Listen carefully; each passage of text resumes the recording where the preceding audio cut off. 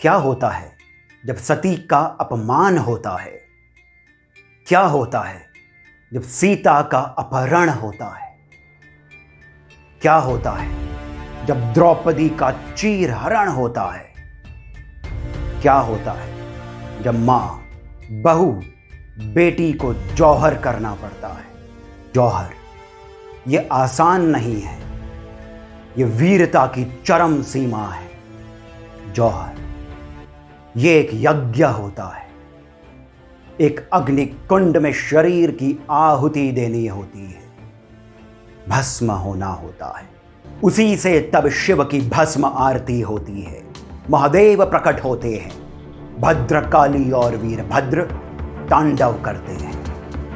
तब द्रौपदी की चित्कार पर स्वयं श्री कृष्ण पधारते हैं, महाभारत होती है। तब सीता की पुकार पर हनुमान सहित राम आते हैं, लंका दहन होती है। अकबर की भी लंका जलाने महाराणा प्रताप ने दिवेर के युद्ध की घोषणा करी। हल्दी घाटी का युद्ध ना ही निर्णायक था और ना ही अंतिम, पर इतिहासकारों ने और पंचमक्कारों ने महाराणा प्रताप के धैर्य, शौर्य और तप के साथ जो छल किया, अब उसे दिवेर के युद्ध की ये अद्भुत कथा ही राख करेगी।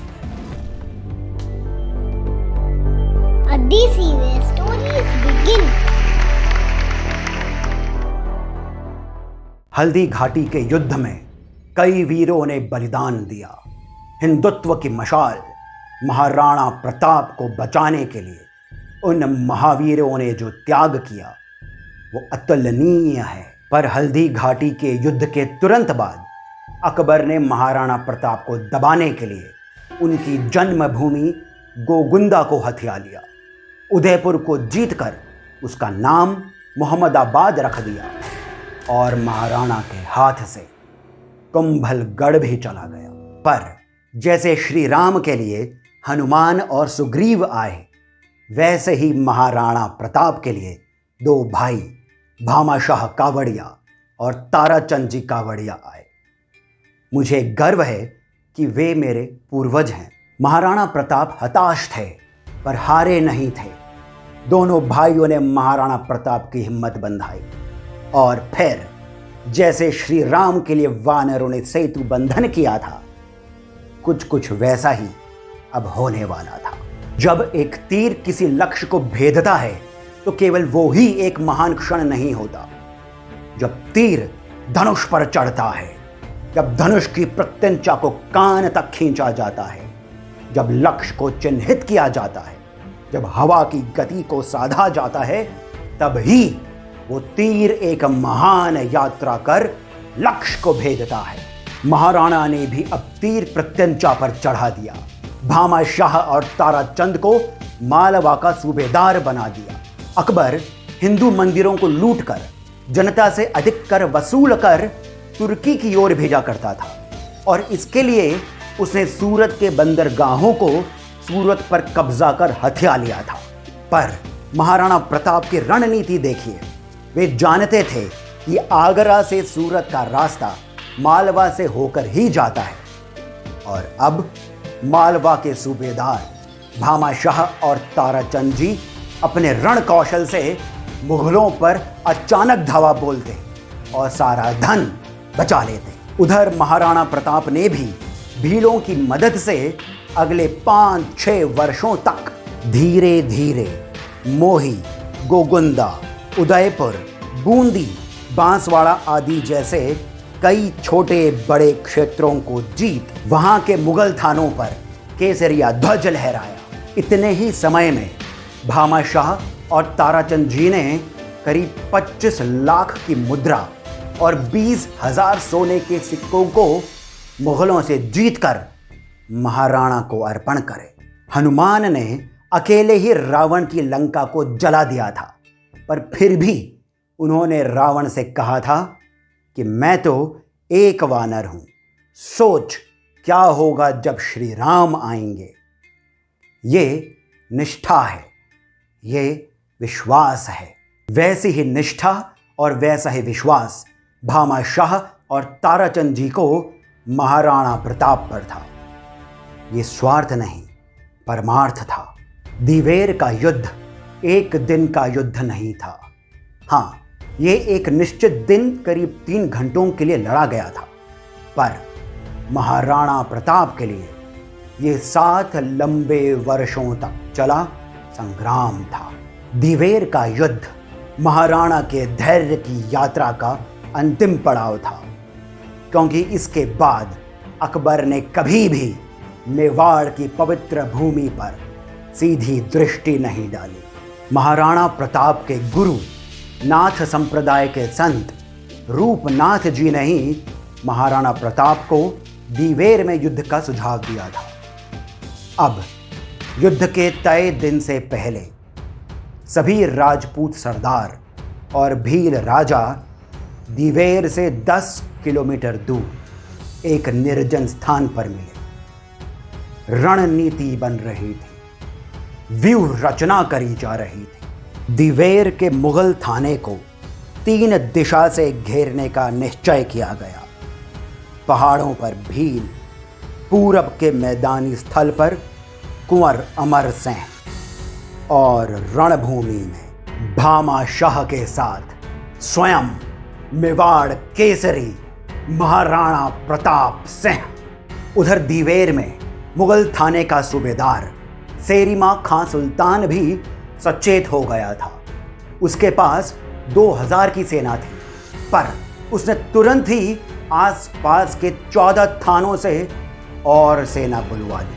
अब महाराणा के साथ थे 25,000 राजपूत और भील सिपाही, 5,000 घुड़सवार और अन्य सरदारों के साथ आए करीब 10,000 और सिपाही।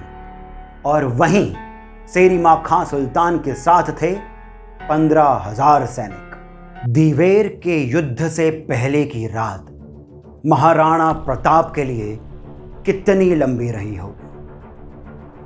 महाराणा सांगा का शौर्य, पन्नाधाय का त्याग, रानी पद्मिनी और रानी कर्णावती के जौहर का यज्ञ, हल्दी घाटी के महावीरों का विश्वास, ये सभी एक साथ महाराणा को एक टक देख रहे होंगे और दोनों हाथ उठा उन्हें आशीर्वाद दे रहे होंगे। कदाचित सूर्य भी सुबह उगने से पहले अपने घोड़ों की लगाम को कसकर थामे होंगे कि इस दिन महादेव स्वयं महाराणा के शरीर में प्रविष्ट हो तांडव करेंगे।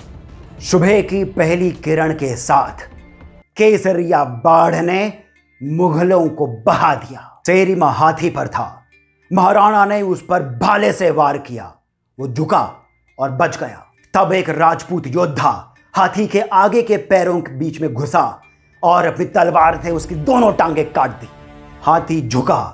महाराणा प्रताप ने फिर से उस पर अपने भाले से वार किया। हाथी का सिर फट गया। वो नीचे गिरा। सेरिमा भागा। अब सेरिमा घोड़े पर सवार होकर के लड़ने लगा, पर पहाड़ों से तीर और पत्थर बरस रहे थे। वो समझ गया कि अब अंत निकट है। वो मैदान की ओर भागा और यही तो रणनीति थी महाराणा प्रताप की। वहीं पर ही कुंवर अमर सिंह सेरिमा की प्रतीक्षा कर रहे थे।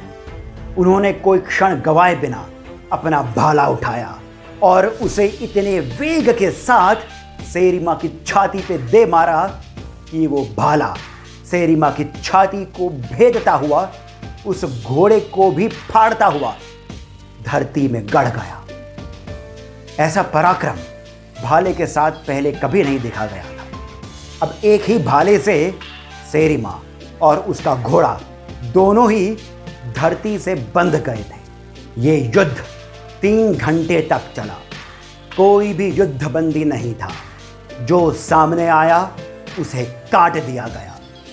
दोपहर तक दिवेर के मुगल थाने पर अब केसरिया ध्वज लहरा रहा था। महाराणा अभी रुके नहीं। कार्य अभी अधूरा था। दिवेर की दूसरी ओर एक और मुगल सेना खड़ी थी, बहलोल खां की। बहलोल खां एक उज़्बेक योद्धा था। वो विशाल था, भयंकर था। उसका सामना सीधा महाराणा प्रताप से हुआ। इस युद्ध का जो अंत हुआ उसे देख मुगल सैनिक कांप उठे। वो थर्रा कर भाग खड़े हुए। महाराणा प्रताप ने अपनी तलवार के एक प्रहार से बहलोल खां के 2 टुकड़े कर दिए। वो प्रहार इतना घातक था कि बहलोल खां के साथ साथ उसके घोड़े के भी 2 टुकड़े हो गए। ऐसा लग रहा था मानो महाराणा की तलवार पर स्वयं रणचंडी बैठी हो। और राजपूतों को महाभारत का वो दिन ध्यान आया होगा जब भीम ने जरासंध के 2 फाड़ कर दिए थे। उसी के साथ पूरा मेवाड़ हर हर महादेव के जय घोष के साथ गूंज उठा। इस युद्ध के बाद जब तक महाराणा प्रताप जीवित रहे, मुगलों ने फिर कभी राजपूतों को सीधा नहीं ललकारा। इसी युद्ध से मेवाड़ की पवित्र धरती को म्लेच्छों से स्वतंत्र कराने का अभियान शुरू हुआ था। महाराणा प्रताप ने अपने जीवन को तपाकर हिंदुत्व की लौ को आने वाले समय में महाराजा छत्रसाल, गुरु गोबिंद सिंह, छत्रपति शिवाजी महाराज और बाजीराव पेशवा जैसे महावीरों के लिए चलाए रखा।